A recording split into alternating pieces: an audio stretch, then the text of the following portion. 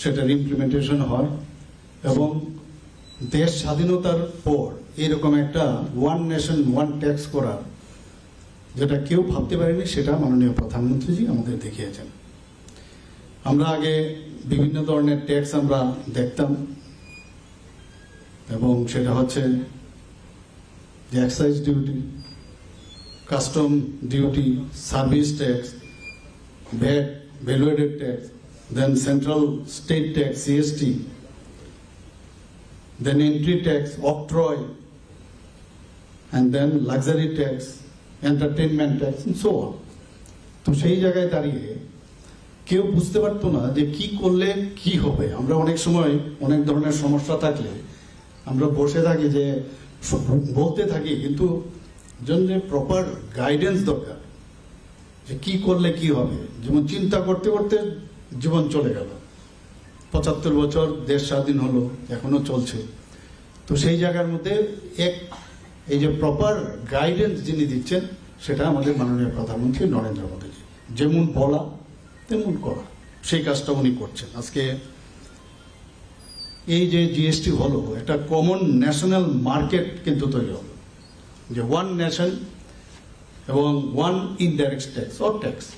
এই জিনিসটা কিন্তু আজকে যারা এই ট্যাক্স দিচ্ছেন, সাধারণ মানুষ থেকে আমরা ট্যাক্সটা নিচ্ছি, থ্রু বিজনেসম্যান ওর যারা ট্রেডের সাথে যুক্ত, তো তাদেরও কিন্তু সমস্যা হচ্ছিল।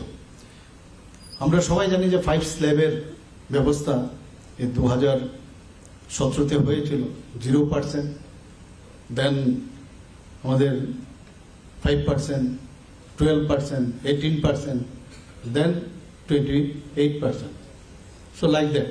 আবার এর সাথে সেজও ঢুকিয়ে দিত। সেই জায়গায় দাঁড়িয়ে যখন শুরু হলো, অনেকে বলছিল এটা কিরকম হবে। আর যে কোনো জিনিস নতুন নতুন যখন হয়, আমরা দেখেছি আমাদের মধ্যেও কিন্তু এটাকে অ্যাক্লামেটাইজ করা সমস্যা হয়। যার এটা কি ট্যাক্স, আগে তো আমরা এইভাবে ট্যাক্স দিতে আমরা অভ্যস্ত হয়ে গেছি, সেইভাবেই ছিল ভালো। কিন্তু আস্তে আস্তে করে এই গত যে 8 বছর ধরে আমরা দেখছি যে মানুষ কিন্তু অ্যাকাস্টমড হয়ে গেছিল, ভালোই লাগছিল।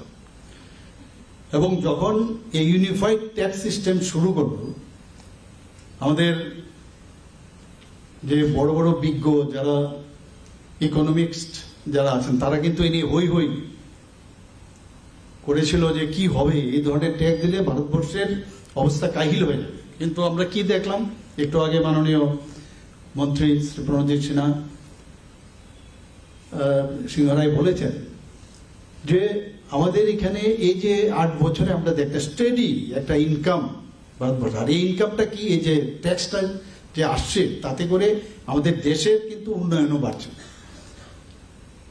তো এই যে ট্যাক্স সিস্টেমটা হওয়াতে আমরা দেখলাম যে 8 বছরে আমাদের যেখানে 11তম সর্বপৃথিবীতে, আমাদের পৃথিবীর মধ্যে আমাদের 11th পজিশন ছিল, সেই জায়গায় 4th পজিশনে চলে এসছে।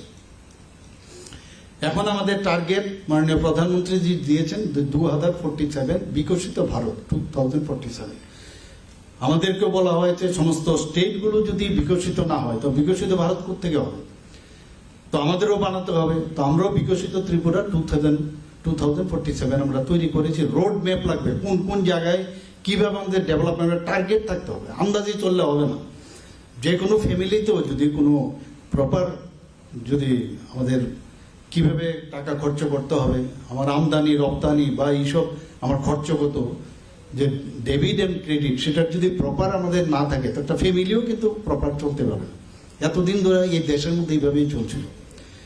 তো সেটা করার সুবিধায় আমরা আজকে আমাদের ত্রিপুরাতেও যখন এটা করলাম, প্রতি স্টেট আমরা করছি, এবং আপনারা শুনে খুশি হবেন, আগেও আমি কয়েক জায়গায় বলেছি যে বিকশিত ত্রিপুরা 2047, সেখানে আমরা কিন্তু অলরেডি তৈরিও করেছিলাম। আমাদের যারা স্টেক হোল্ডার্স আছেন, আমাদের অফিসাররা মিলে এবং অন্যান্য ওদের সাথে কথা বলে এটা সুন্দরভাবে বানিয়েছিল। কিন্তু ক্যাবিনেটে আমাদের ডিসিশন ক্যাবিনেটে প্রেজেন্ট করা হয়েছিল। ক্যাবিনেটে বলার পরে আমরা বললাম যে yes you can go ahead. তো সেটা করার পরে আমরা পিছিয়ে গিয়েও সারা ভারতবর্ষের মধ্যে 5th আমরা স্টেট সারা ভারতবর্ষের মধ্যে যে বিকশিত মানে স্টেট ত্রিপুরা আমরা করতে পেরেছি 2047 রোড ম্যাপ আমরা বানিয়েছি।